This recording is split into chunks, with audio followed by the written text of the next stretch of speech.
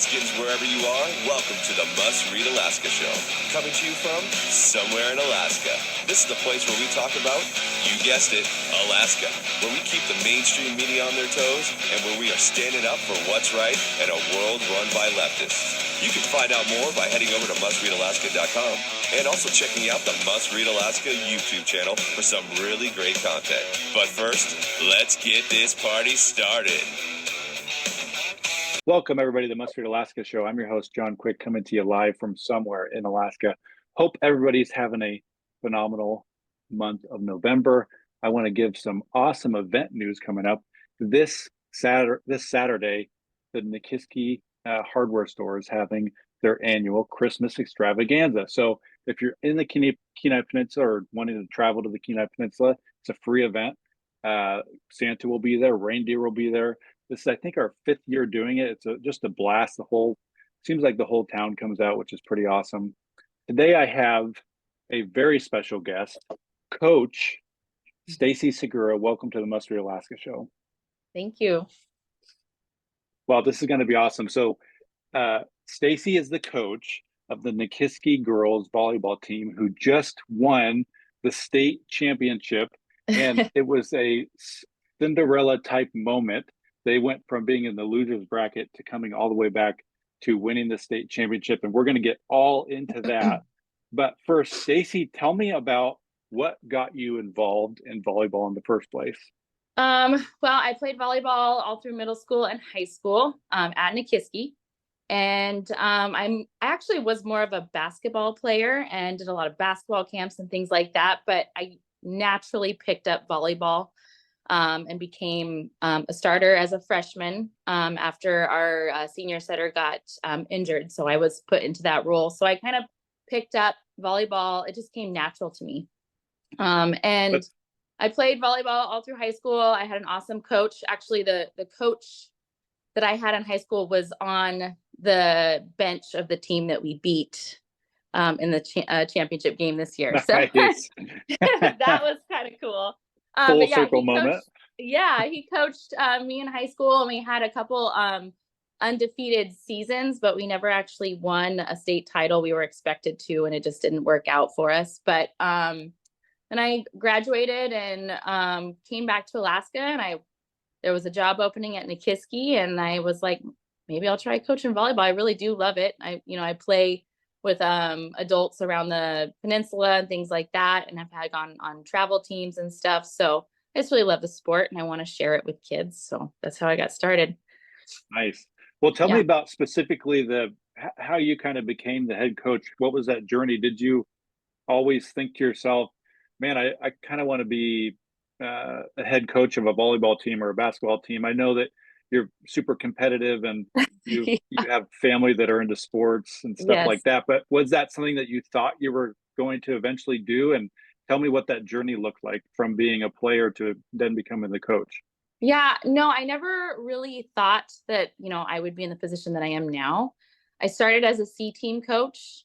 I was actually really young. I think I was 19 when I was a C team coach. I was C team for 2 years, and then I moved up to JV when that coach resigned. And then the varsity coach, she resigned about a year after that. And so they were looking for someone, and our community's small, so there's not too many volleyballers around here. So they kind of reached out to me and, asked me if I would coach. And I had a few concerns, just a few things that I had seen with the coaching staff in the past. And so I voiced my concerns with, support from the administration and this and that. And I decided to take that role. And yes, I am very competitive. And if my name is going to be on something and I'm passionate about it, I'd like to do it right. I had a lot of influence from my basketball coach in high school. He was a very strong Christian man, and then believed in a lot of hard work and positive mindset. And so I got a lot of inspiration as far as how I coach the team now from him. Nice. Yeah. So tell me your coaching style, because for folks that see you from the bench, you are very intense, which I think is great. I think I think in today's day and age, I think we miss that a lot, because when I grew up, nobody got participation trophies or seventh place ribbons. You Right. either first or last. And I Yes. think you bring some of that kind of flair to your coaching style. But tell us about your coaching style and what kind of values and priorities that you take to the team. Well, yeah, I'm definitely intense. I expect greatness every day.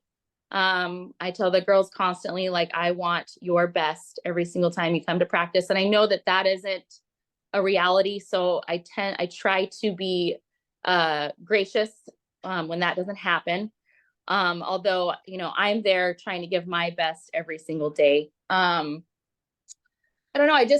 Whenever the girls, I always tell them, now that I've seen your best, you're basically, you're screwed, because now that's my expectation for you every single day. When we have a great game, that is what I expect from you every single time.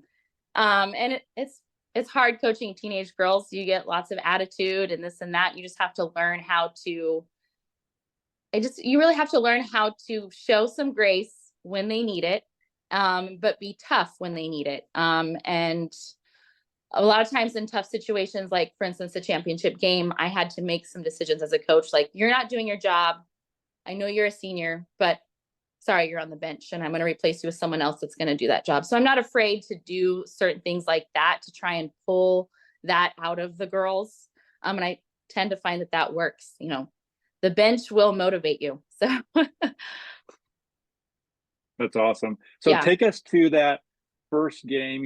The girls head off to state. They go to Anchorage. You're in that first game. Tell the folks that are, listening and watching what that first game was like. Oh, the first game from my perspective as a coach was really frustrating. And it kind of was discouraging because I put a lot of time and effort. I watched a lot of game film on Valdez. We did a lot of prep on specific things in practice. And it is a lot of time away from my family. So we had some, emotional things going on the team. And I think they kind of just expected to walk in and beat them, since we had previously beat them in the season before, or earlier that season. And that was kind of the struggle with this team. Like, once we beat them, we did our job, right, coach? No, you got to do it again. And so we were just kind of going through the motions, and getting used to playing at the Alaska Airlines Center is a lot. I mean, it's a big arena, lots of lights, lots of chairs. The ceiling's massive, so your depth perception could easily be off. Things just weren't clicking. And I felt like, as a coach, I was on the sideline trying to motivate them for something that they should already be motivated for. And so that's where a lot of my frustration came from. I want to be the coach that, like, you have the motivation, you bring the motivation, and I will give you answers and ways to fix it and how to be strategic and things like that. But ultimately, I became a cheerleader for that game, and I don't like to be a cheerleader. So that was very frustrating. And I felt sad for them, in the sense that they could have potentially ruined something that they have been working for, and definitely deserve. I definitely had a team that deserved to be, where they were at the end. So how do you take, they lose, Right. and it's just got to be just gut wrenching. It's like somebody's just like punching you in the gut twice. How do you take a team from losing in the first round to the next two games being victories? Talk to me a little bit about what that was like, and how big of a emotional swing that must have been. Yeah, it was really hard because I am so competitive. I did not sleep well that night, but I knew that I had to get over that loss for them at some point, and just say, okay, this is a new day. We had a team meeting that night. This is the path that we have chosen, and this is the path that we're going to fight for. And everyone is expected to do their job from here on out. I had a few conversations with a few players that did have some emotional breakdowns throughout that game. And I basically said, like, my back is against the wall, and I will do whatever it takes to protect this team. So if I see that from you, then obviously you belong on the bench and someone else would do your job. So those were the tough conversations that I had to have with the girls. But I didn't have practice on Monday to fix it. I had less than 24 hours to fix it. So I basically just had to kind of pull the trigger on things that I've been talking about all season as far as what we need from each player. And they all stepped up to the challenge. So. And then you won your next two. Was that how that went? We won. Actually, we had to wake up. So because we lost Thursday, we didn't get to play again Friday. We had no more games the rest of the day. So we had to wake up and be at the gym at 10. Our first game was at 11:45. We played Barrow. And that went really well. Barrow's more of a basketball town. So we were not, I don't want to say we were able to walk through that team, but we swept them in 3. And it was kind of a good, like, okay, a little bit of weight is taken off our chest. That was a good warm-up game. It's kind of the game we wish we would have had on Thursday, but that wasn't the reality. And then we had to play Sitka. So we had a 1-game break. I don't think we left the gym all day. I had to sneak in like Cane's chicken for the girls. Which is a big deal because there's signs everywhere like, do not bring food in. Yes, I carry around this coaching wagon with me everywhere. And we shoved Cane, like a tailgate thing of Cane's chicken, like 100 pieces of chicken in my wagon and covered it with coats. And then fed the girls in the locker room because we didn't have time to leave. Yeah. So we had to sit 1 game and then play Sitka.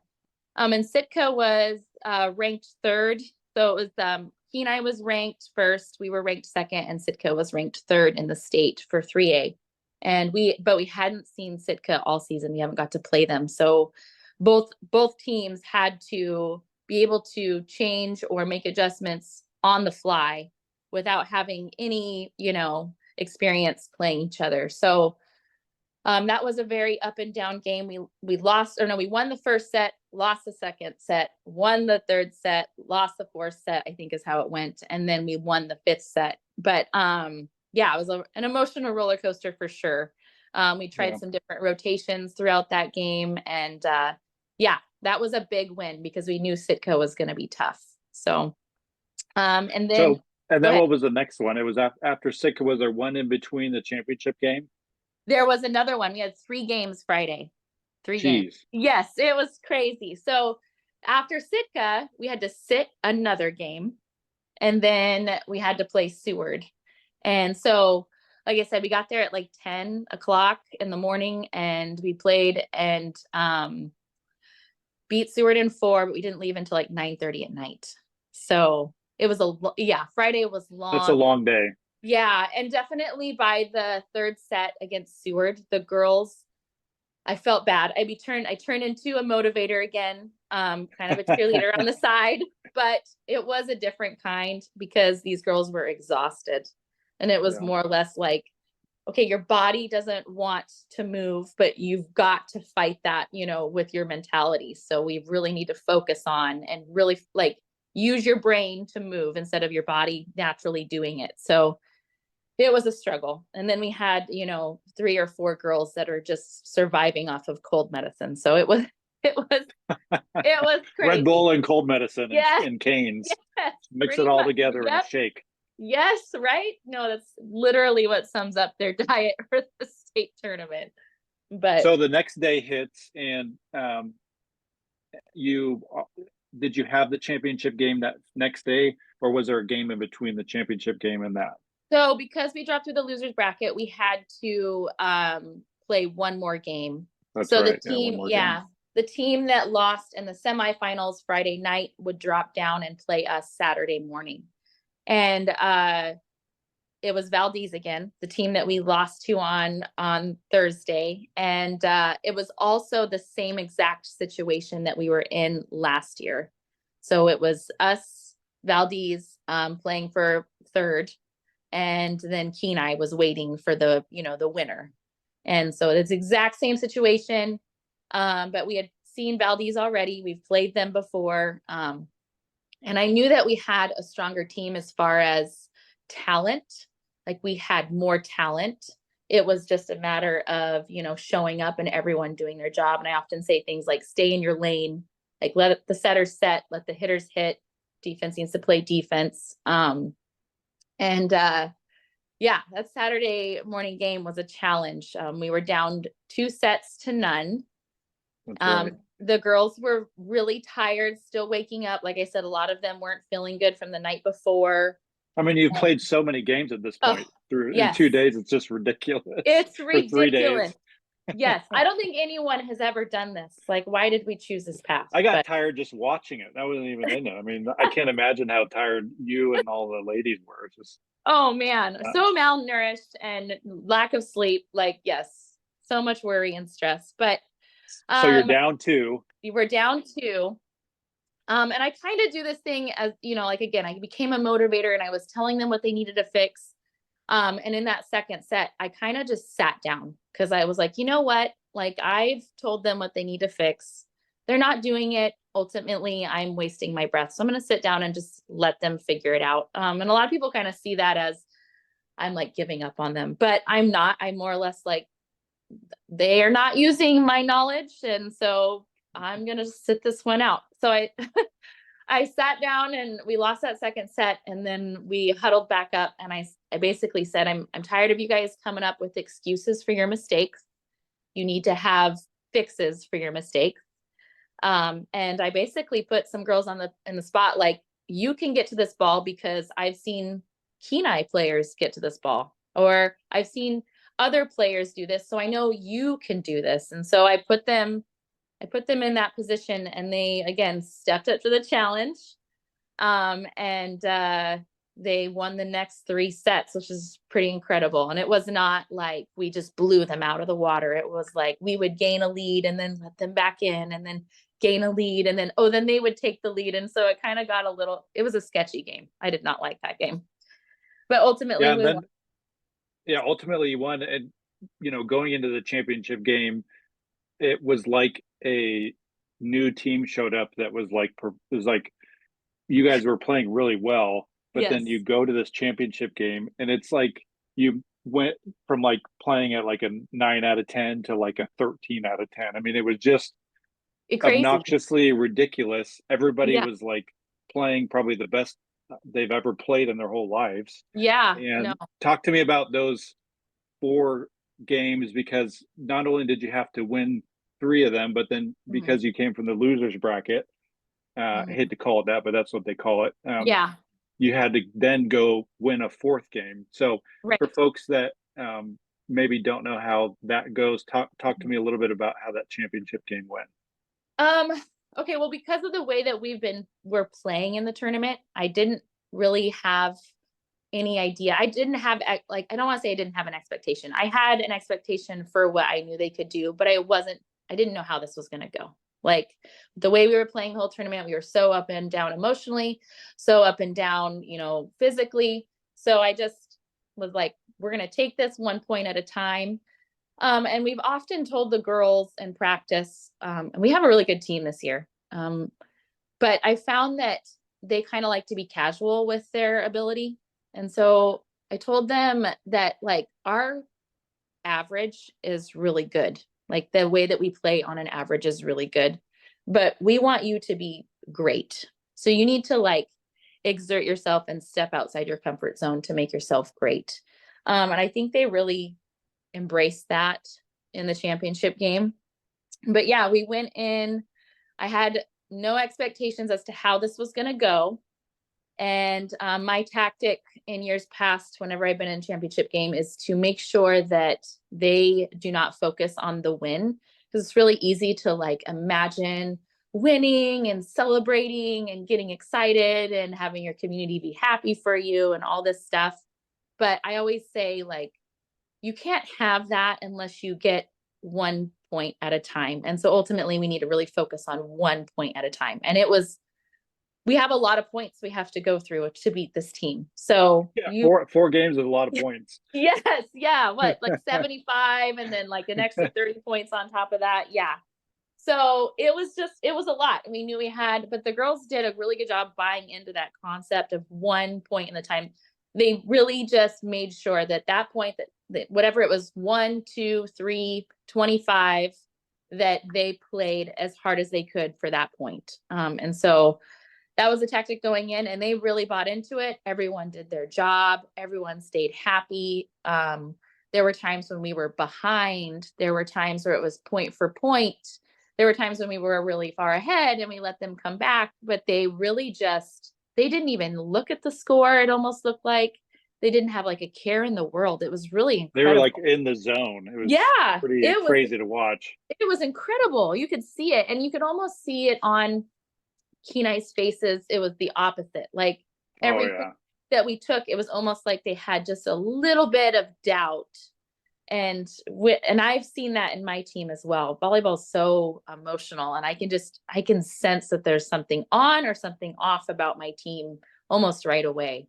So yeah, it was a roller coaster, but yeah, it was great. And whenever we won those three sets, I kind of sat down and I was like, oh my gosh, we just beat Kenai in 3 sets, this team that we haven't been able to beat all season. We beat them in one small tournament, but like no one even remembers that tournament. So who really cares about that? And they were the previous state champions, right? Like the year they've before. won 2 years in a row. They were going for their 3rd state title.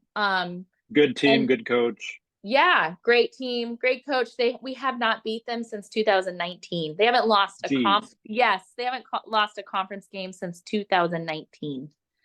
It's a crazy story. And then we come in and we just sweep them in 3.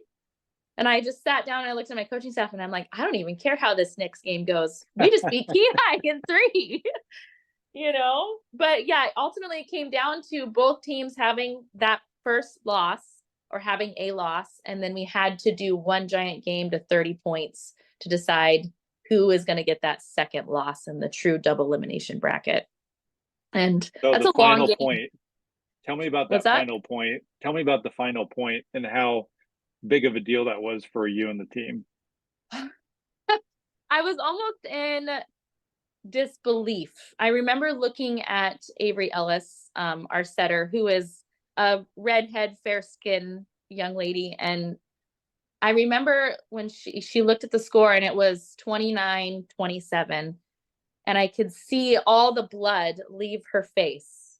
Like, is this actually happening? Is this actually happening? And like, I was like, in that moment, I'm like, okay, just work for this point. Just get this point, because a lot of times teams can come back and take that win from you, even though you have game points. So I was like, we just got to get this point. And we had a tactic going in that we were going to go out swinging. That's another thing I talk to girls a lot about, is going out swinging. If we're going to lose, if we're going to win, I want you to be hitting the ball as hard as you can. Like, I don't care if it hits the back wall, at least you hit that ball as hard as you can, and you made them play defense. I have a belief that no one ever wins state championships by tipping or rolling or giving free balls, because it just makes it too easy for the other team. So I was like, whatever we do, we're going to go out swinging, even when we thought we were going to lose. And I definitely think that helped throw Kenai's defense off so that they couldn't start their offense and hit at us ultimately. So that was kind of the tactic going in. And so whenever we won that last game, I'm so glad we won on a giant kill from Mandy Roof. And pretty awesome. Yeah.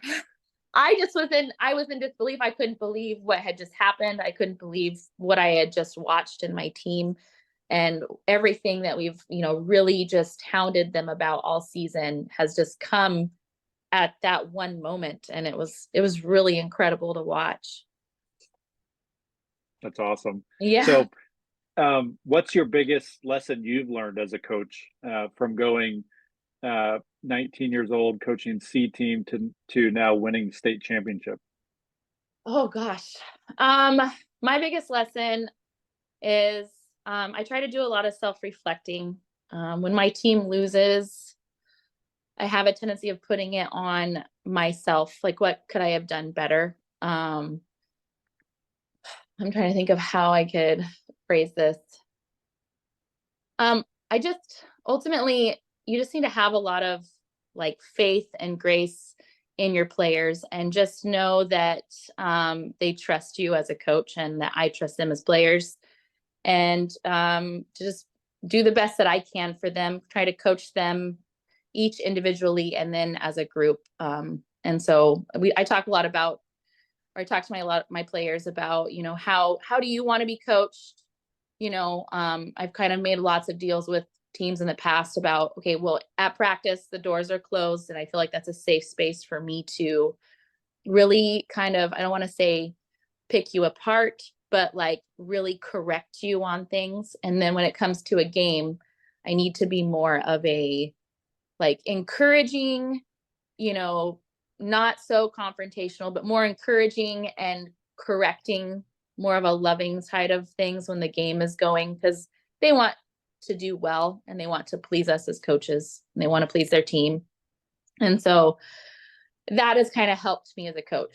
Practice, I can pick you apart. Games, I need to be a little bit more gracious and gentle with my words. And, even though I don't look like that, I get really excited when they do well. And, my voice is loud, it carries.